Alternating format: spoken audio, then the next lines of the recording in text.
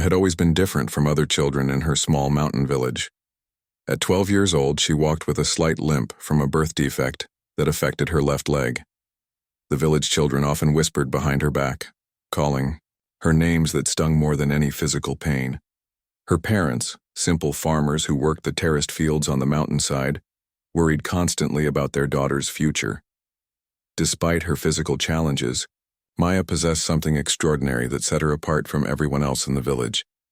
She had an incredible gift for understanding and speaking with animals. Birds would land on her shoulders and chirp their secrets. Wild deer would approach her without fear. Even the village dogs who barked at strangers would calm down and wag their tails when Maya was near. The village elders dismissed this as childhood imagination, but Maya's grandmother, Nani, knew better. She had seen the same gift in her own mother many decades ago. Nani would tell Maya stories about the old days when people with such gifts were valued and respected, when they served as bridges between the human world and the natural world. Maya's daily routine was simple but meaningful. Every morning she would wake before dawn and help her parents with the farm work. Her weak leg made some tasks difficult, but she never complained. She would feed the chickens, collect eggs, and water the vegetable garden. The animals seemed to work better when she was around. The chickens laid more eggs, the goats gave more milk, and even the crops seemed to grow stronger. In the afternoons, Maya would sit by the old oak tree at the edge of the village and practice her reading. Education was limited in their remote village, but the traveling teacher who visited once a month had given her some old books. Maya devoured every word, dreaming of a world beyond the mountains where she might find her place. The other children would play games in the village square, but Maya was rarely invited to join.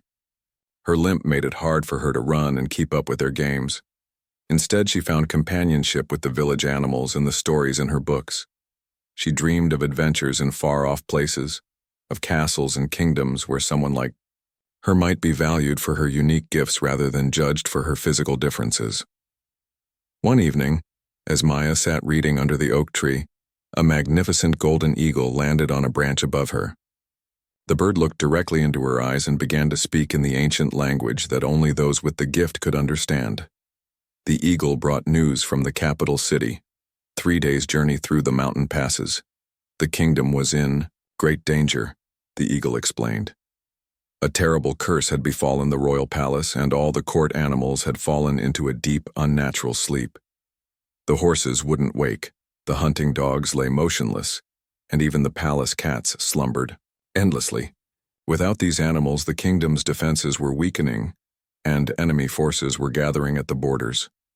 The king had sent messengers throughout the land, searching for someone with the rare gift of animal communication who might be able to break the curse. Many had tried and failed. The royal court was growing desperate and time was running out. Maya listened with growing excitement and fear. This was the adventure she had always dreamed of. But the capital city seemed impossibly far away. How could a girl with a limp from a poor mountain village possibly help the royal court? Her parents would never allow her to make such a dangerous journey, and she had no money for travel or proper clothes. That night, Maya could barely sleep. She tossed and turned in her small bed, thinking about the eagle's message.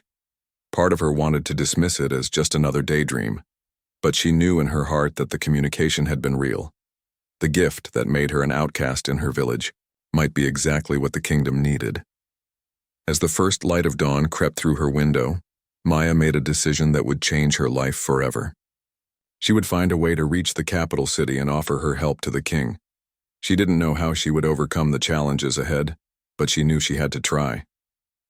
Maya quietly packed a small bag with her few belongings, a change of clothes, the books the teacher had given her, some dried food from the kitchen, and the small wooden carving of a bird that her grandmother had given her for protection. She left a note for her parents explaining her decision and promising to return safely. As she prepared to leave the only home she had ever known, Maya felt a mixture of fear and determination.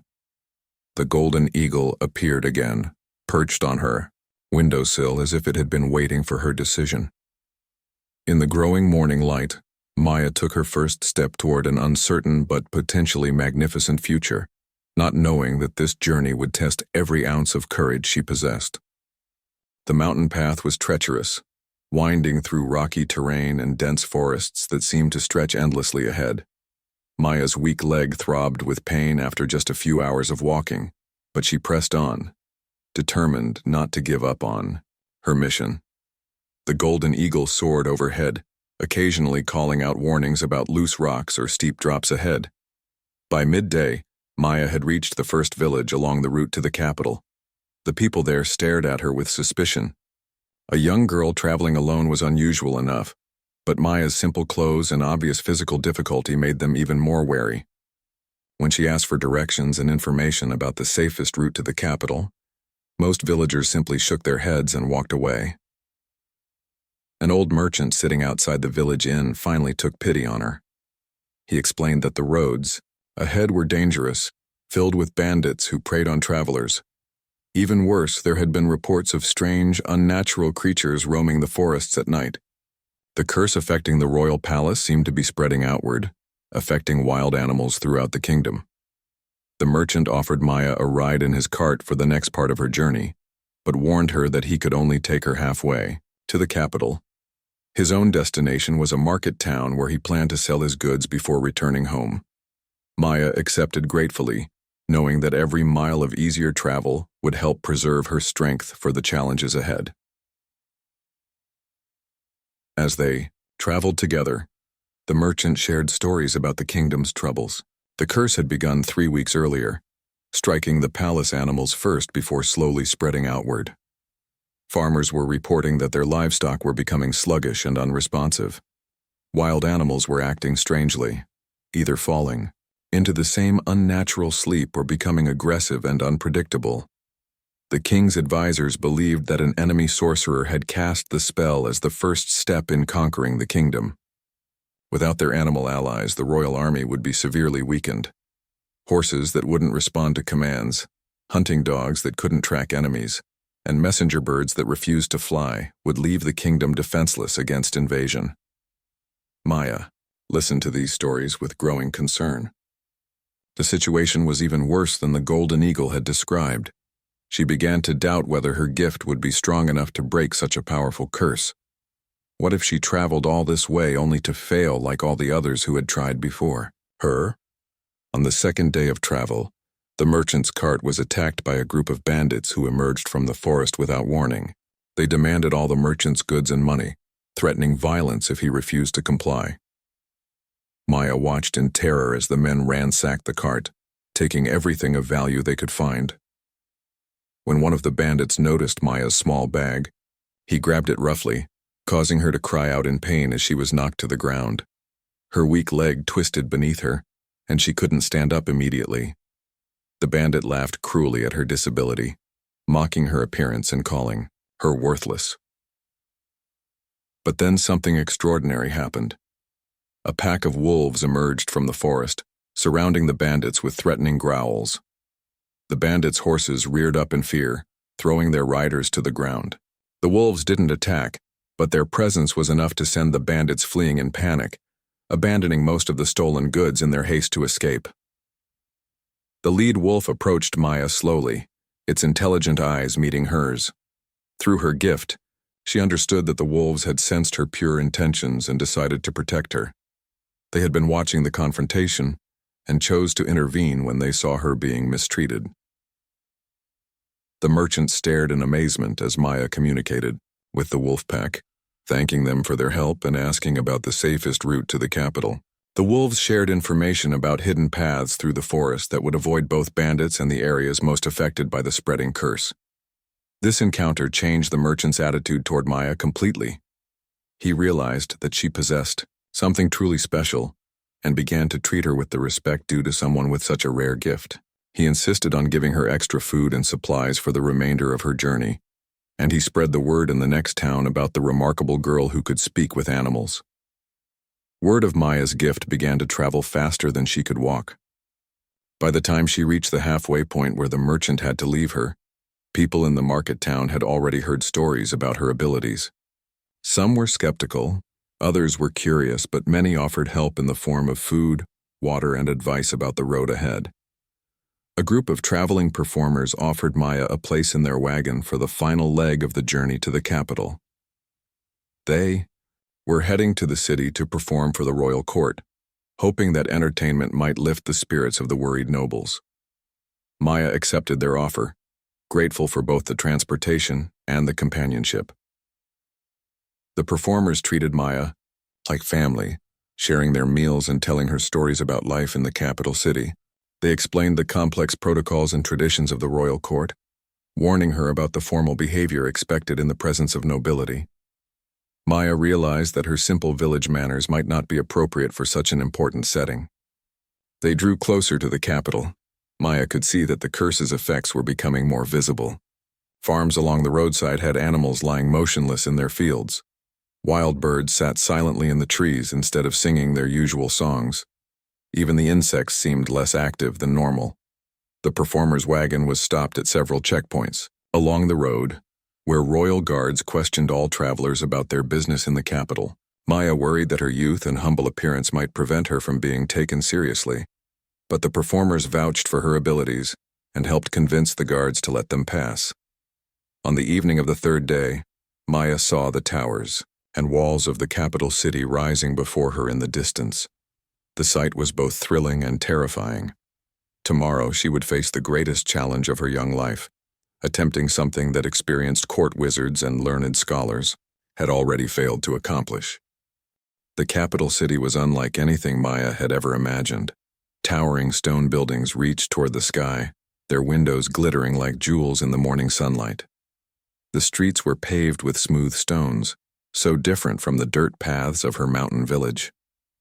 Merchants called out their wares from colorful stalls, and people dressed in fine clothes hurried about their business with an urgency that made Maya feel dizzy. The performer's wagon rolled through the busy streets toward the palace district, where the most important buildings in the kingdom stood behind high walls and elaborate gates. Maya pressed her face to the window, trying to take in all the sights and sounds of city life. The air smelled different here, filled with unfamiliar spices, perfumes, and the smoke from countless chimneys. When they reached the outer gates of the palace complex, Maya's heart sank. The barriers were much more intimidating than she had expected.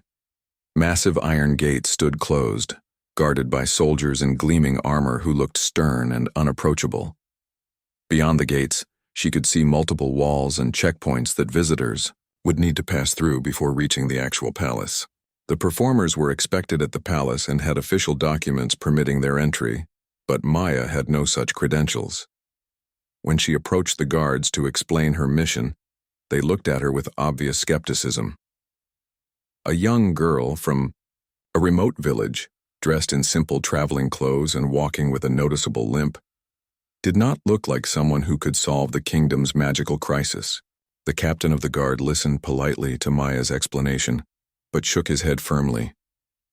Many people had already come forward claiming they could break the curse, he explained. Most had been frauds or deluded individuals who wasted the court's valuable time. The king's advisors had established strict protocols for screening potential helpers, and Maya did not meet any of the basic requirements.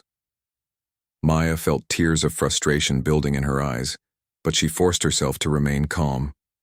She had come too far to give up now. She asked the captain if there was any way she could prove her abilities, perhaps by demonstrating her gift with some of the palace animals. But the captain explained that all the palace animals were affected by the curse and would not respond to anyone. As Maya stood outside the gates wondering what to do next, she noticed a group of nobles approaching on horseback. Their fine clothes and elaborate jewelry marked them as members of the royal court. Maya stepped aside respectfully, but as the nobles passed, something unexpected happened. One of the horses, despite being affected by the curse, turned its head toward Maya and made a soft whinnying sound. The noble riding the horse looked surprised, as this was the first response his mount had shown in weeks. Another horse followed suit, and then another, until all the animals in the group were showing signs of awareness they hadn't displayed since the curse began. The nobles stopped and dismounted, staring at Maya with new interest. The captain of the guard had witnessed the entire event and could not deny what he had seen. Word spread quickly among the palace staff that a young girl at the gates had somehow caused the cursed animals to respond. Within an hour, Maya found herself being escorted through the palace gates by the captain himself. The news of her arrival had already reached the king's advisors, who were eager to witness her abilities firsthand. Maya tried to hide her nervousness as she was led through courtyard after courtyard, each more magnificent than the last. The palace was a maze of corridors, halls, and chambers decorated with tapestries, paintings, and sculptures that must have cost more than her entire village earned in a year. Servants in fine livery hurried about their duties, and Maya caught glimpses of nobles and court officials engaged in serious conversations about matters of state. As they walked deeper into the palace complex, Maya began to sense the presence of the cursed animals. There were hundreds of them throughout the buildings and grounds, all trapped in the same unnatural sleep. Horses in the stables, dogs in the kennels, cats in the corridors, and birds in elaborate cages all lay motionless, their eyes closed but their bodies somehow tense, as if they were fighting against invisible bonds. The captain led Maya to a waiting chamber, where she was told to rest and prepare for her audience with the king's chief advisor, Lord Aldrich. A servant brought her food and water, and another provided her with a basin for washing the dust of travel from her face and hands. Maya had never been treated with such courtesy, and she struggled to remember all the etiquette lessons the performers had taught her. While she waited, Maya could hear heated discussions taking place in nearby chambers. Some voices argued that allowing an untested village girl to attempt what trained court wizards had failed to accomplish was foolish and potentially dangerous. Others pointed out that the situation was desperate enough to justify trying unconventional solutions. Through her gift, Maya could also sense the confusion and distress of the cursed animals throughout the palace. They were aware of their condition, but unable to break free from whatever force held them in this unnatural state. Their silent cries for help strengthened Maya's determination to succeed where others had failed. A young page finally arrived to escort Maya to her meeting with Lord Aldrich. As they walked through the grand corridors, Maya noticed that portraits of past kings and queens lined the walls, their painted eyes seeming to follow her progress. She wondered what these royal ancestors would think of a simple village girl attempting to save their kingdom. The audience chamber was intimidating in its grandeur, with high vaulted ceilings and stained glass windows that cast colorful patterns on the marble floor. Lord Aldrich sat behind an enormous desk, covered with scrolls, maps, and official documents. He was an elderly man with sharp eyes and a grave expression that spoke of the weight of responsibility he carried.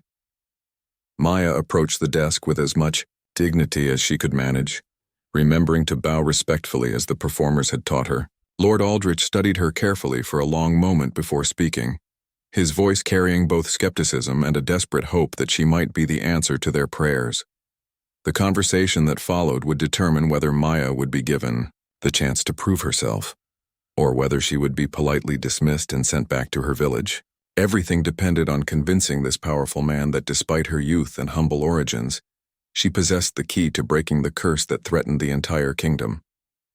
Lord Aldrich leaned back in his ornate chair, studying Maya with the calculating gaze of someone who had dealt with countless petitioners and pretenders.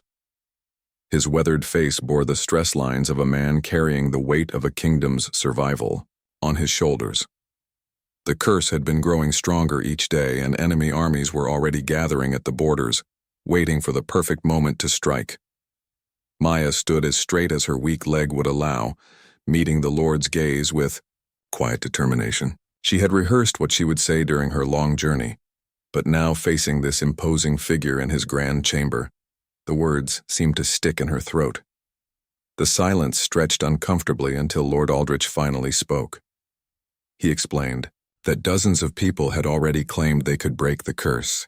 Court wizards, traveling mystics, fortune tellers, and charlatans had all tried and failed. Some had made the situation worse, causing the affected animals to fall even deeper into their unnatural sleep. The king's patience was wearing thin, and resources that should have been focused on preparing for war were being wasted on false hopes. Maya listened respectfully, understanding the Lord's skepticism. When he asked her to explain why she believed she could succeed where others had failed, she spoke simply and honestly about her gift. She described how animals had always trusted her, how she could understand their language and feel their emotions. She told him about the wolves that had protected her on the road and the horses that had responded to her presence at the palace gates. Lord Aldrich had heard similar claims before, but something in Maya's quiet confidence gave him pause. Unlike the other petitioners who had boasted loudly about their powers, this young girl spoke with humility about abilities she clearly didn't fully understand herself. Her story about the incident at the gates had already reached his ears, and the witnesses were reliable. After a long moment of consideration, Lord Aldrich decided to give Maya a test. He led her through several corridors to a small chamber where 3 different cursed animals were being kept for study. There was a hunting dog that had once been the king's favorite companion, a messenger pigeon that had carried important communications across the kingdom, and a stable cat known for its ability to calm nervous horses. All 3 animals lay motionless on soft bedding, their eyes closed and their breathing so shallow it was barely visible. Court physicians and wizards had examined them thoroughly, but found no physical cause for their condition. The curse seemed to work on a level deeper than the body, affecting the very spirit or soul of the animals. Maya approached the first animal, the hunting dog, and knelt beside it carefully. She placed her hand gently on its fur and closed her eyes, reaching out with her gift to make contact with the trapped consciousness within. What she found shocked and frightened her more than she had expected. The dog's mind was wrapped in layers of dark magic, like a web of shadows that prevented it from awakening. But this was no ordinary spell. Maya could sense an intelligence behind the curse, a malevolent presence that actively worked to maintain its hold on the animals. This was not just magic, but a battle of wills between the curse caster and anyone who tried to break the spell. Maya had never encountered anything like this in her simple village life. The dark magic felt cold and hungry, seeking to drain the life force from its victims while keeping them alive but helpless. She realized that the previous attempts to break the curse had failed, because the would-be healers had not understood that they were fighting against an active, malicious intelligence. But Maya also sensed something else, something that gave her hope. The animals' own spirits were fighting back, struggling against their bonds with a determination that spoke of their loyalty to the humans they served. They wanted to be free, and that desire created tiny cracks in the magical prison holding them. Working carefully and gently, Maya began to communicate with the dog's trapped consciousness. She offered her own strength to support its fight against the curse, creating a connection between her gift and the animal's natural will to be free. The process was exhausting, like trying to pull someone from quicksand while sinking into it herself. Slowly, almost imperceptibly, the dog began to respond. Its breathing deepened, its muscles relaxed from their rigid state, and finally, its eyes opened. The dog looked around in confusion for a moment, then focused on Maya with recognition and gratitude. It struggled to its feet and nuzzled her hand, whimpering softly as if trying to thank her for its freedom. Lord Aldrich watched in amazement as Maya repeated the process with the other 2 animals. Each awakening was slightly easier than the last, as if her success was teaching her how to fight the curse more effectively. The pigeon fluttered its wings and chirped happily when it woke, while the cat purred and rubbed against Maya's legs. The Lord's skepticism had completely vanished by the time all 3 animals were awake and behaving normally. He had witnessed something that the kingdom's most learned scholars had declared impossible. This young girl from a remote village had accomplished in minutes what court wizards had failed to achieve in weeks of trying. But Maya's face showed concern rather than triumph. She explained to Lord Aldrich that breaking the curse on 3 animals had nearly exhausted her strength. The palace housed hundreds of cursed creatures, and the spell seemed to grow stronger the more animals it affected. She wasn't sure she had the power to free them all, especially if the curse continued to fight back against her efforts. Lord Aldrich understood the magnitude of the challenge, but he also recognized that Maya represented the kingdom's best hope for survival. He immediately ordered that she be given the finest guest chambers in the palace along with the best food and medical care available. She would need to rest and recover her strength before attempting to break the curse on a larger scale. As Maya was escorted to her luxurious new quarters, word of her success spread throughout the palace like wildfire. Nobles who had dismissed her as another fraud now spoke of her in hushed, respectful tones. Servants whispered stories about the village girl who could wake the cursed animals with just a touch. But Maya herself lay in her comfortable bed that night, feeling the weight of enormous responsibility on her young shoulders. She had proven she could break the curse, but doing so on the scale required to save the kingdom would demand everything she had to give, and possibly more. The dark intelligence behind the spell would not give up its prizes easily, and Maya knew that her greatest challenge still lay ahead. Tomorrow, she would face the full power of the curse that threatened to destroy the kingdom, armed with nothing but her gift and her determination to help others, no matter the cost to herself. Dawn broke over the palace with an urgency that matched the kingdom's desperate situation. Maya awoke in her grand chamber to find that servants had laid out fine clothes for her to wear, garments more beautiful than anything she had ever owned.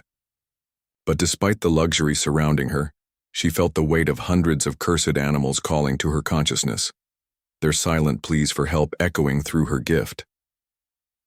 Lord Aldrich arrived early with disturbing news. Enemy scouts had been spotted crossing the northern border during the night, testing the kingdom's defenses. Without their animal allies, the royal army's ability to patrol the vast frontier was severely limited. They might have days or perhaps only hours before a full invasion began. Maya understood that this was no longer just about helping the palace animals. The fate of the entire kingdom rested on her ability to break a curse that seemed to grow stronger with each passing hour. She could feel the dark intelligence behind the spell watching her, probing her defenses, learning from her previous successes to better resist her future attempts. The plan Lord Aldrich proposed was ambitious and dangerous. Rather than trying to free the animals one by one, which would take far too long, Maya would attempt to strike at the heart of the curse itself. The court wizards had determined that the spell's center was located in the palace's great hall, where the largest concentration of cursed animals had been gathered for study. Maya would have to enter the hall surrounded by hundreds of sleeping creatures, and somehow find a way to sever the magical bonds holding them all at once. The risk was enormous. If she failed, the backlash from so much concentrated dark magic could destroy her mind or even kill her. But if she succeeded, she could free every cursed animal in the kingdom simultaneously. As Maya prepared for her attempt, she was surprised to receive visitors from unexpected quarters. The 3 animals she had awakened the day before had somehow found their way to her chamber. The hunting dog, the messenger pigeon, and the stable cat all seemed to understand that she was about to face great danger, and they had come to offer their support. Through her gift, Maya realized that these freed animals retained a connection to their still cursed companions throughout the palace. They could serve as bridges, helping her reach the trapped consciousness of the other creatures more easily. It was as if the curse's own structure could be turned against itself, using the bonds between animals to spread freedom instead of slavery. The great hall of the palace was a magnificent sight under normal circumstances, with soaring ceilings, supported by marble columns and walls decorated with tapestries depicting the kingdom's glorious history. But now it resembled a vast tomb, filled with motionless forms of every type of animal that served the royal household. Horses lay in neat rows along one side of the hall, their elaborate saddles and bridles still in place. Hunting dogs of various breeds were arranged near the center, while smaller animals like cats, rabbits, and birds occupied specially prepared areas around the edges. The sight of so many noble creatures trapped in unnatural sleep was heartbreaking.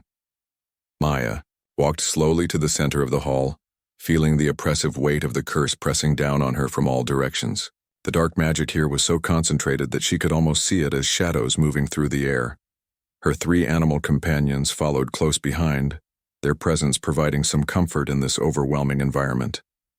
As Maya knelt on the marble floor and closed her eyes, reaching out with her gift toward the cursed animals, the malevolent intelligence behind the spell finally revealed itself fully. She found herself facing not just dark magic, but the consciousness of a powerful sorcerer who had cast this curse from a distant land. The enemy sorcerer's mind was filled with hatred for the kingdom and its people. He had spent years preparing this spell, weaving it not just to disable the animals, but to slowly drain their life force and channel it to his own armies. The curse was both a weapon and a source of power, growing stronger as it consumed the vitality of its victims. Maya realized with horror that if she failed to break the curse soon, it would begin killing the animals to fuel an even more devastating attack on the kingdom. The sleeping creatures were not just disabled, but were being slowly murdered to power their own nation's destruction. This knowledge filled Maya with a righteous anger that she had never felt before. These innocent animals had done nothing to deserve such cruelty, and she would not allow them to be sacrificed for one man's ambition. Drawing on reserves of strength she didn't know she possessed, Maya began her assault on the curse's foundations. The battle that followed took place entirely in the realm of consciousness and will, invisible to the observers watching from the hall's doorways, but no less real for its lack of physical form. Maya fought to free each trapped mind, while the enemy sorcerer fought to maintain his hold on them, pouring more and more power into his spell to resist her efforts. The struggle was exhausting beyond anything Maya had ever experienced. She felt as if she were trying to hold back an ocean with her bare hands while simultaneously untying hundreds of complex knots. The dark magic pressed against her mind like a crushing weight, seeking to break her spirit and add her own consciousness to its collection of prisoners. But Maya was not fighting alone. The three freed animals at her side were channeling their own strength to support her, and through them she could feel the desperate hope of every cursed creature in the hall. Their combined will to be free created a powerful force that the sorcerer had not anticipated when he cast his spell. Slowly, Maya began to turn the battle in her favor. One by one, the magical bonds holding the animals began to weaken and snap. Each freed consciousness added its strength to the growing wave of liberation sweeping through the hall. The enemy sorcerer's control started to crumble as his victims transformed from sources of power into active opponents of his will. The moment when the curse finally broke completely was like the sun breaking through storm clouds. All across the great hall, animals began to stir, stretch, and wake from their enforced sleep. The sound of hundreds of creatures returning to life filled the space with a symphony of whinnies, barks, meows, chirps, and other expressions of joy and relief. Maya collapsed to the marble floor, completely drained by her efforts but smiling with satisfaction. She had done it. The curse was broken, and the kingdom's animal allies were free to serve once again. Through her gift, she could sense that the liberation had spread beyond the palace to affect every cursed creature throughout the land. As consciousness faded from exhaustion, Maya's last thought was a prayer of gratitude that she had been able to use her unique gift to help others, transforming what had once made her an outcast into the key to saving an entire kingdom. Maya awoke 3 days later in the palace's finest guest chamber, surrounded by the kingdom's best physicians and attended by servants who treated her like royalty. Her body ached from the magical battle she had fought, but her spirit soared when she heard the sounds of normal palace life resuming outside her windows. Horses galloped in the courtyards, dogs barked playfully in the gardens, and birds sang from their perches throughout the complex. Lord Aldrich was the first official visitor she received, and his transformation was remarkable. The worried, skeptical man she had first met was now relaxed and smiling, his face showing relief for the first time in weeks. He brought news that made Maya's sacrifice worthwhile. The kingdom's defenses had been fully restored within hours of the curse breaking, and the enemy forces that had been gathering at the borders had retreated when they realized their advantage had disappeared. The hunting dog, messenger pigeon, and stable cat that had helped Maya during her great effort had become permanent fixtures at her bedside during her recovery. They seemed to understand that their own freedom was directly linked to her courage and sacrifice. The bond formed during the battle against the curse had created a lasting connection between Maya and these three animals that would endure for the rest of their lives. Word of Maya's heroic deed had spread throughout the capital city and beyond. People who had never heard of her small mountain village now spoke her name with reverence and gratitude. Merchants in the marketplaces told stories about the humble girl who had saved the kingdom, and children played games where they pretended to be the brave Maya facing down evil sorcerers. On the 4th day after breaking the curse, Maya was summoned to her first royal audience. King Edmund himself wished to meet the young woman who had accomplished what his court's finest wizards could not. Maya was nervous about meeting royalty, but the performers who had brought her to the capital helped her prepare by teaching her the proper protocols and courtesies required in the throne room. The throne room was even more magnificent than the great hall where Maya had fought her battle against the curse.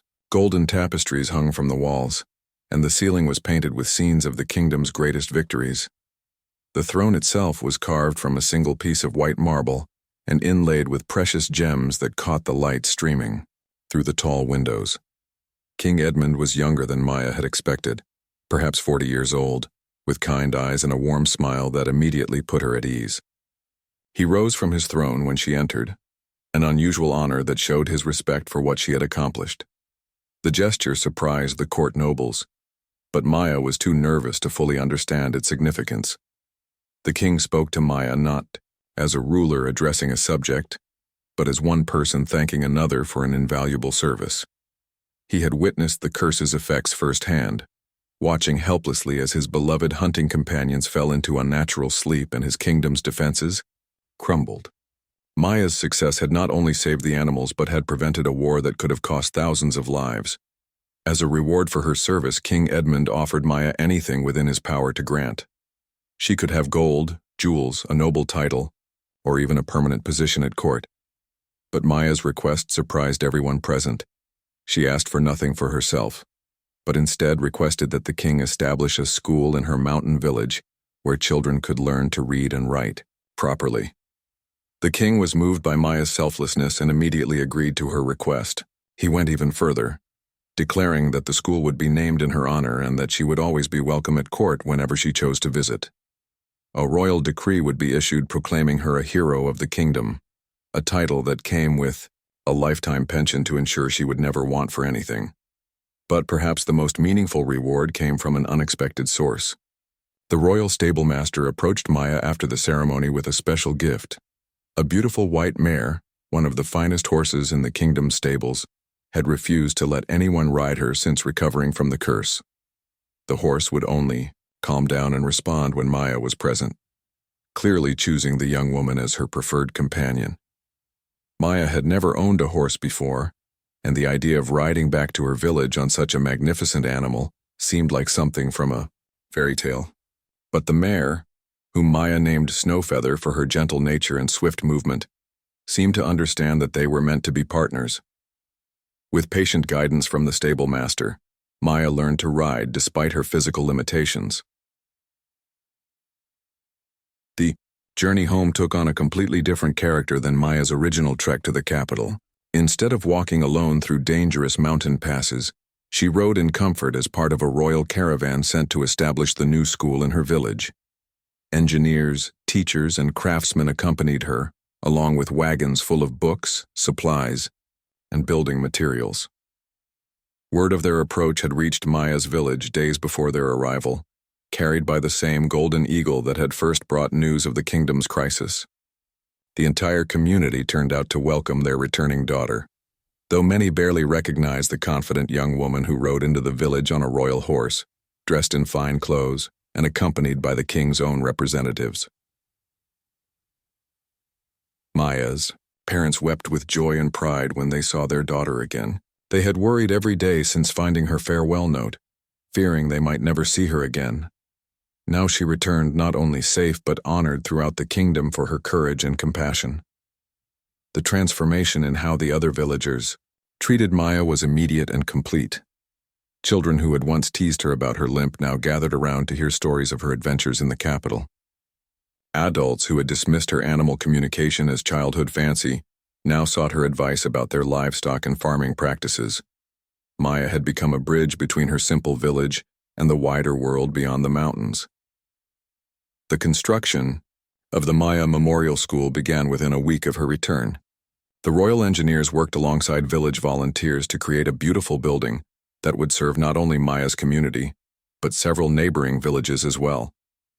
The school would offer education to any child who wanted to learn, regardless of their family's ability to pay. Maya herself became the school's first teacher, working alongside the trained educator sent by the king.